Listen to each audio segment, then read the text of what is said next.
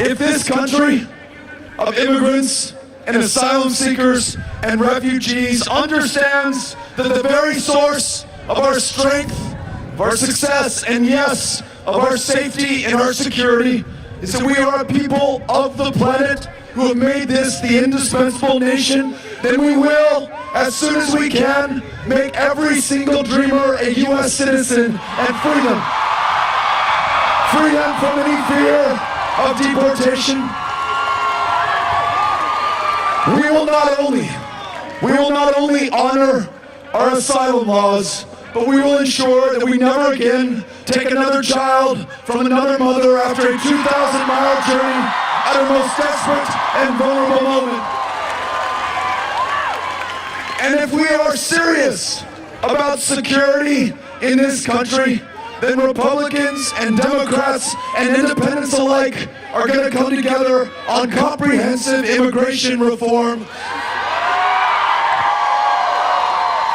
And all that means is rewriting this country's immigration laws in our own image to reflect our values, the reality that we see here in Autin, Texas, and the best traditions of the United States of America.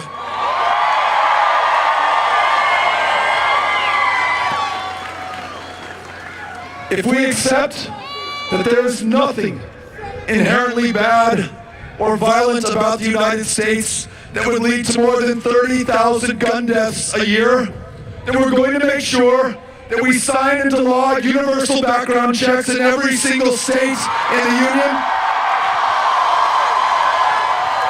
and that those weapons designed, engineered, and sold to the United States military for the sole purpose of killing people as effectively and efficiently in as great a number as possible will no longer be sold into our communities and will stay on the battlefield.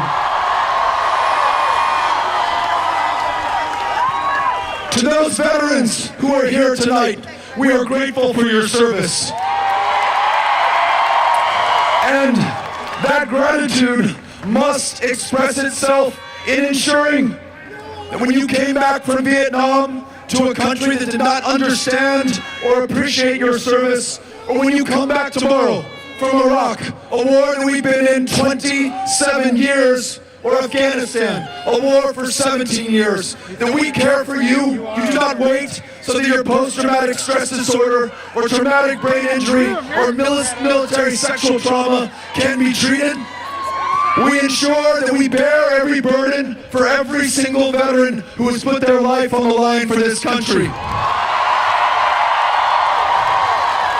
But if we are serious, then we take it a step further, and we agree as a country that we will not start yet another war unless every peaceful, nonviolent, diplomatic solution has been pursued, and then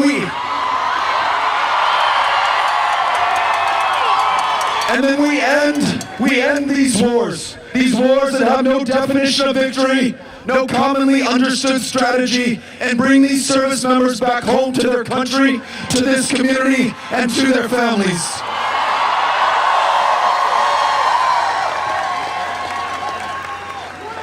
And if you agree with the scientists, if you listen to them, 300 years after the Enlightenment, it shouldn't be an open question. But those scientists tell us that our own emissions, our own excesses, our own inaction has produced 1 degree of global warming just since 1980. And those fires, and those floods, and those droughts that are consuming not just property, but human lives will become that much worse if this planet warms another degree Celsius. So we must take the lead in ensuring that we free this country from a dependence on fossil fuels, invest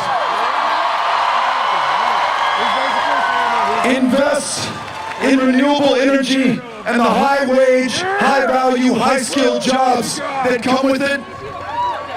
And then we acknowledge that the communities that have borne the brunt of climate change thus far, lower-income communities and communities of color, are able to share in the economic expansion once we start investing in these renewable energies.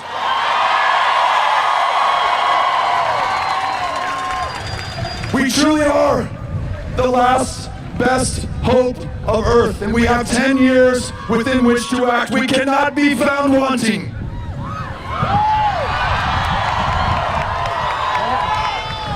Lastly, when it comes to our foreign policy, let's make sure that we no longer turn our backs on our friends, on our allies, alliances, in so many cases forged in sacrifice and in service.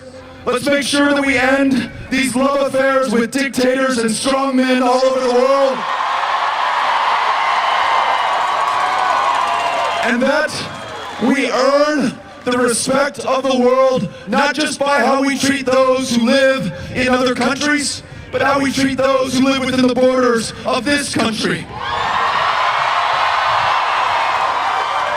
And I hope you agree with me. That should extend to how we treat people who are at our borders right now.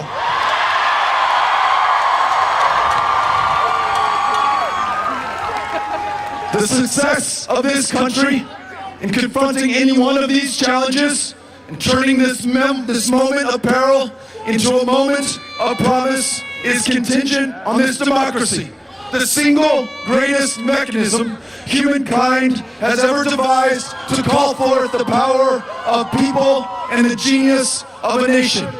But this democracy right now is badly compromised, and we must entail to fix this democracy. That means we sign into law a new Voting Rights Act in America so that every single vote will count. That means that we end the practice of gerrymandering in America. That means that we get big money out of our politics. No PACs, all people. And it means that we have same-day and automatic voter registration in every part of America. But full political democracy only becomes possible with a vigorous pursuit of economic democracy. That means that every child, every man, every woman in this country must be able to see a future for themselves in this country. The unprecedented concentration of power and wealth and privilege must be broken apart and opportunities shared with all. Si queremos enfrentar los retos que tenemos aquí en este país, del cambio climático, el cuidado de salud por todos y de la reforma migratoria, necesitamos una democracia en que podemos contar en cada voto y en que podemos escuchar a cada voz. Además, necesitamos una economía en donde cada persona puede tener el prospecto de éxito independiente de su género, de su raza y de las cuantas generaciones que tienen aquí adentro de los Estados Unidos o afuera de los Estados Unidos. El éxito de este país depende del éxito de cada persona adentro de este país.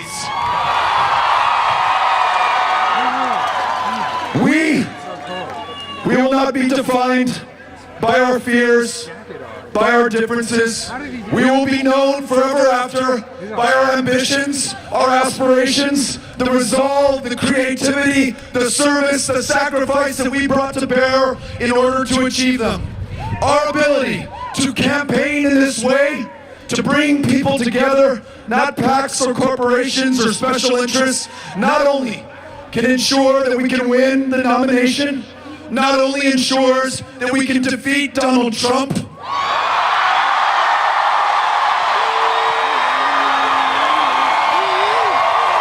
but it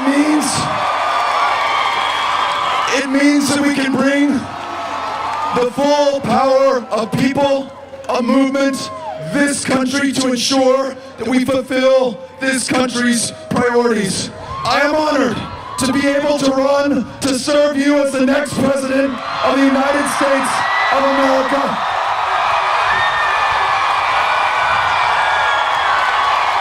And I am grateful to every single one of you who will be part of this campaign and sacrifice some part of your life in service to this country.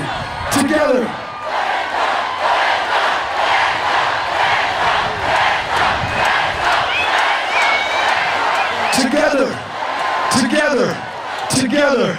Together we will ensure that this country fulfills its promise to everyone here, to each other, to ourselves, and to every generation that follows. Thank you, Autin, for having us out.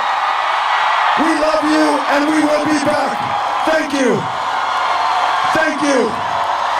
Thank you. Thank you.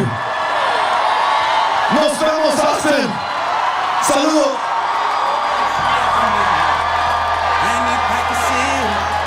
Fresh one hanging from her lip, beer between her legs.